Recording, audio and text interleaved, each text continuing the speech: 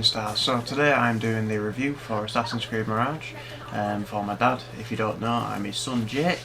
Yep, just like the first impressions video that came out about a week ago, it's going to be a similar sort of situation, except it's going to be a full-blown review.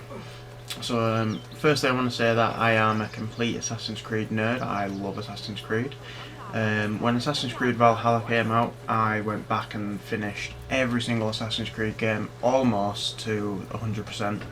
And the only ones I didn't play to almost 100% was Odyssey and Black Flag.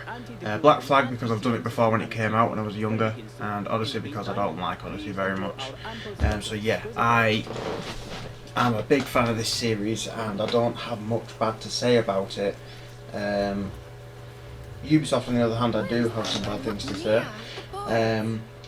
So yeah, as some of you may know if you're an Assassin's Creed fan, this is their return to roots sort of game.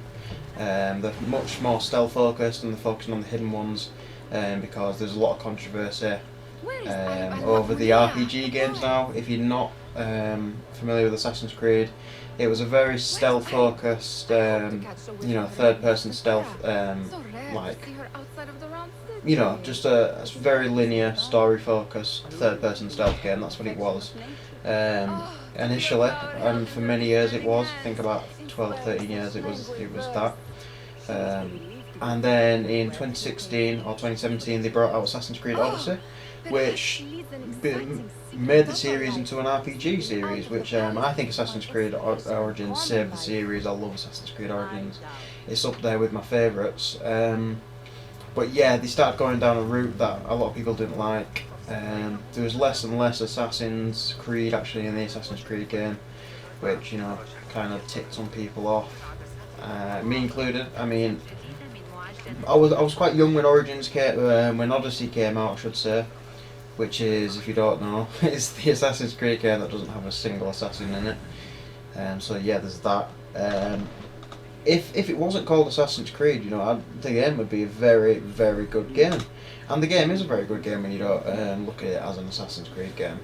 But yeah, so they were trying to move away from that. And they've done that excellently here. Valhalla got about a quarter of the way there. It brought back the assassins, and it also brought back some stealth. Not focus on stealth, but some stealth was there. They kind of made some false promises, but there was no false promises here, I'm happy to say. So if you don't know, you play as Basim, which is the assassin that was in Assassin's Creed Valhalla.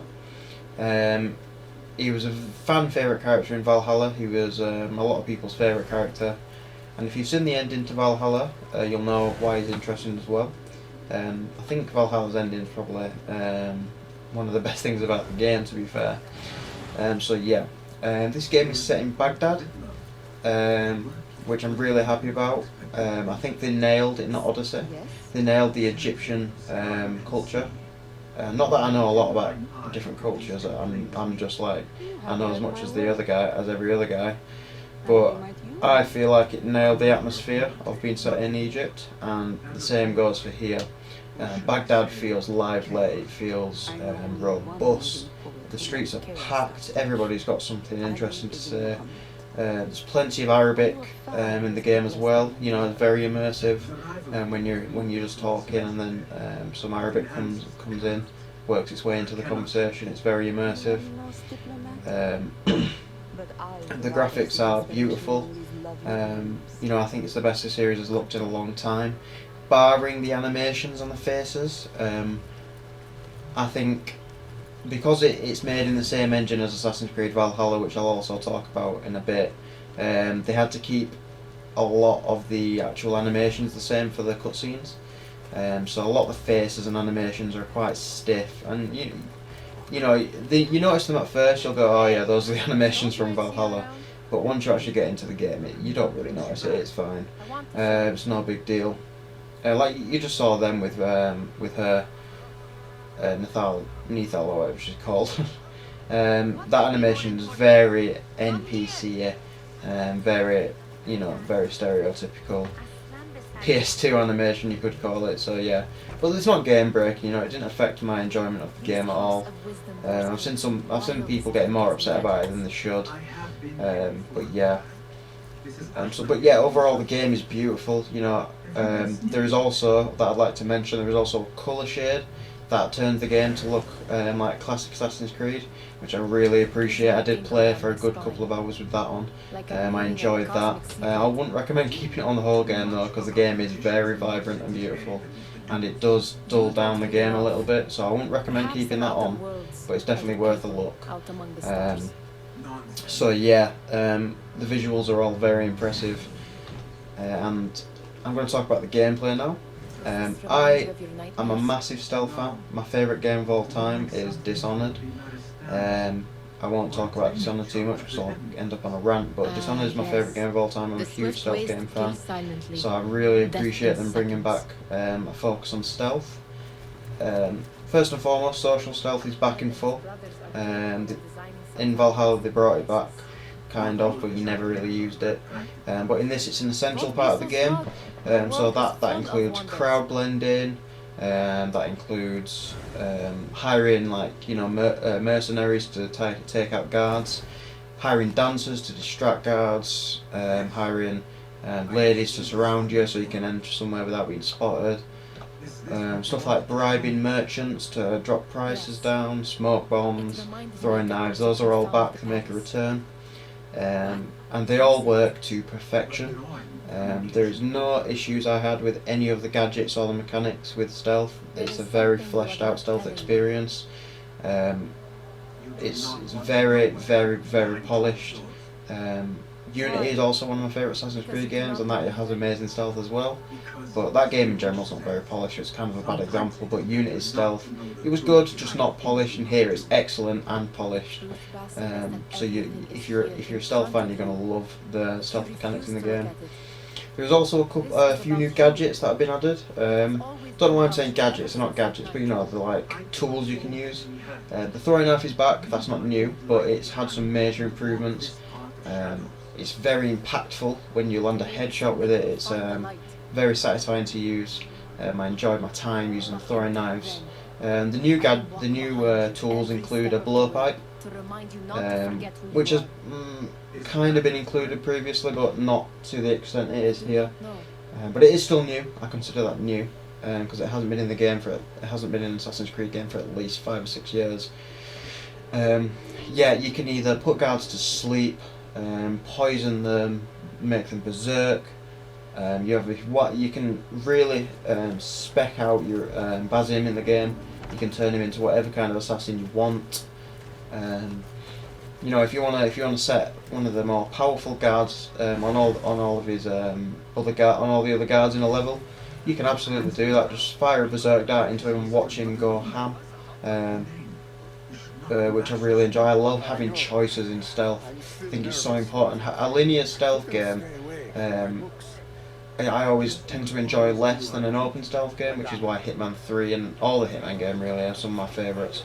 I love having choices on how to approach a level, and the black box assassinations in this game are absolutely amazing. I think they're the best they've been in years.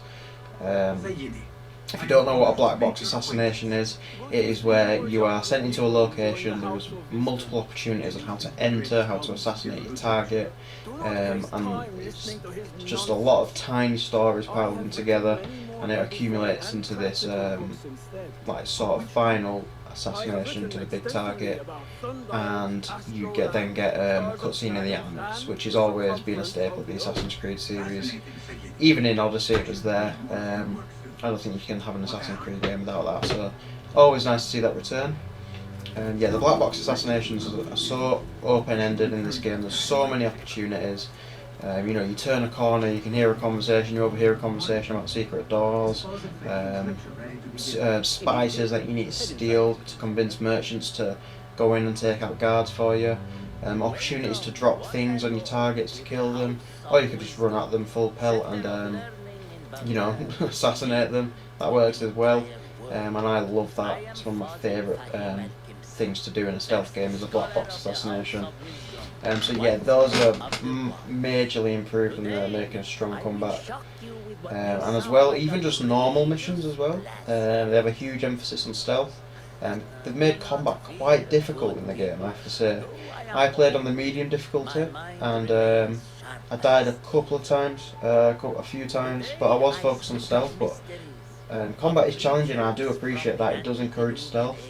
The combat itself, I'm not too much of a fan of. It is just nicked straight from Valhalla with a couple of improvements. I think the animations are a bit stiff, they don't flow very well, and there is some collision that I don't like either. It kind of looks rough, the actual, sword combat. The finishing move though, so if you parry an enemy with L1, and then you perform a finishing move or an instant kill, those animations are very nice, very well polished, very impactful, brutal sound effects for them. I love those. But the actual whole parry, R1, R1, R1, hold R1 for a big strike, finish, I don't like that gameplay loop. I feel like the original Assassin's Creed games had it best. The parry, and then finishing move, and then some enemies you have to do something else with them, like kick them over or something. I preferred that system a lot more than the RPG system. And this is sort of like a hybrid, but I don't think it works very well, unfortunately. So yeah, that's something to bear in mind. The combat isn't the best it's ever been, but it's not by far the worst. So that's something to consider as well. A couple of other gadgets as well that I forgot to mention. There is the traps, which is basically a landmine, which don't make much sense, but it's in there. The landmine can either, just knock people over, it can poison them, or it can send off fireworks and distract guards. Very useful, and I like the progression as well. I've seen a lot of people complain about the progression, the open-endedness of the progression. How once you reach a certain point, you can just unlock every tool. I like that. It kind of it encourages you to go and do the side stuff, which I enjoy. I always love doing side stuff. Not in a massive RPG game like Odyssey, because then the side quests become a chore, and all the characters start to lose their personality, and it just blends into a big grind.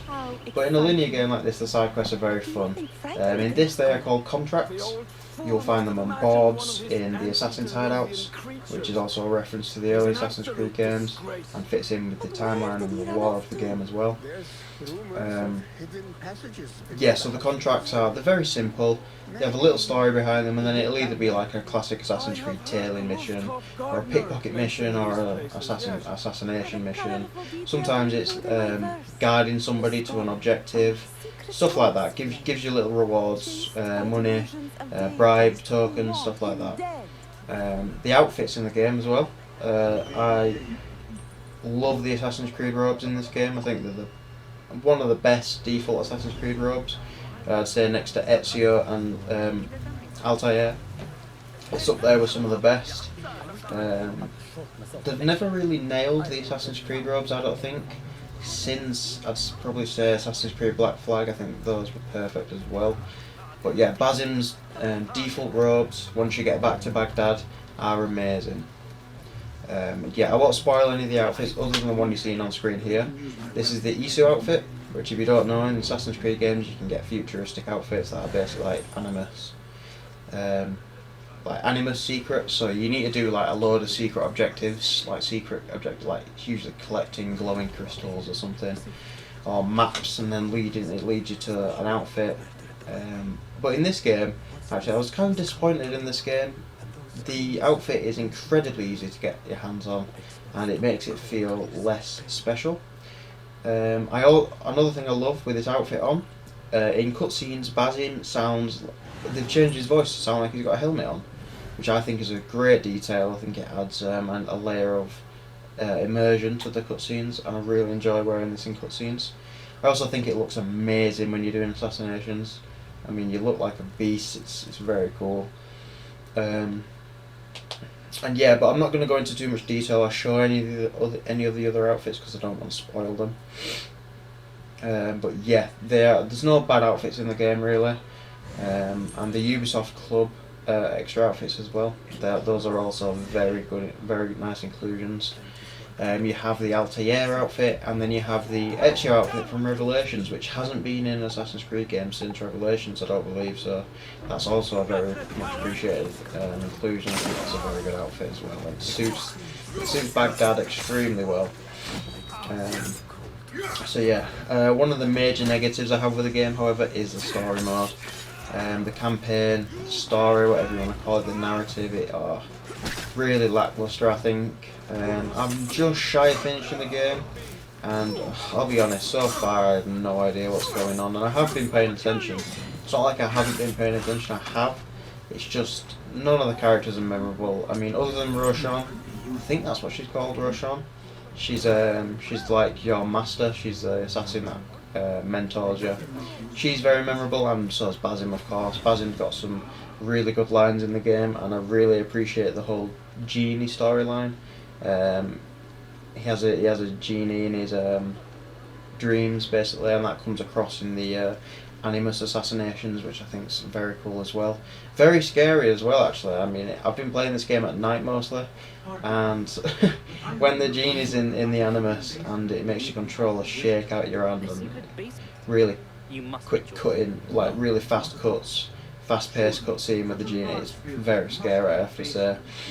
But the actual main quest line of I don't even know what to call it really. You just go around killing Templars basically, but they're not called Templars. They're called the Order of Ancients in this game. But yeah, that's the story. I mean, I don't even know what to spoil for you if there was anything to spoil. So yeah, I am a bit disappointed with the story. It's a bit lackluster. But I think that Assassin's Creed games, other than barring the Ezio collection, the Ezio collections are the best stories in Assassin's Creed. Barring that, I don't think they have very memorable storylines anyway. But it's definitely nowhere near as good as any of the early Assassin's Creed game storylines. And it might just be on par with games like Assassin's Creed Syndicate and Assassin's Creed Origins. But yeah, that's my take on Assassin's Creed Mirage. Overall, I love the game. I'm so happy what they're doing with Assassin's Creed. I'm not sure if they're going to keep going in this direction. I hope they do, and yeah, I just appreciate having a classic Assassin's Creed game in some form or another. But yeah, if you did like the video, please do like and subscribe. And my final rating of the game will be, it'll be a 7 out of 10. That feels right. 7 out of 10. Positives are all things that have been done before, which is probably why it's not an 8. And the negatives, they don't affect the game too much. I mean, the story's not that important in an Assassin's Creed game, I don't think. That might be a crime to say, but it might just be because I love stealth, so that's my main enjoyment out of these games. But yeah, the story for me doesn't bring the score down too much. Of course it has to bring it down some because it's the story. But yeah, if you did enjoy, like and subscribe, and yeah, thank you very much for watching.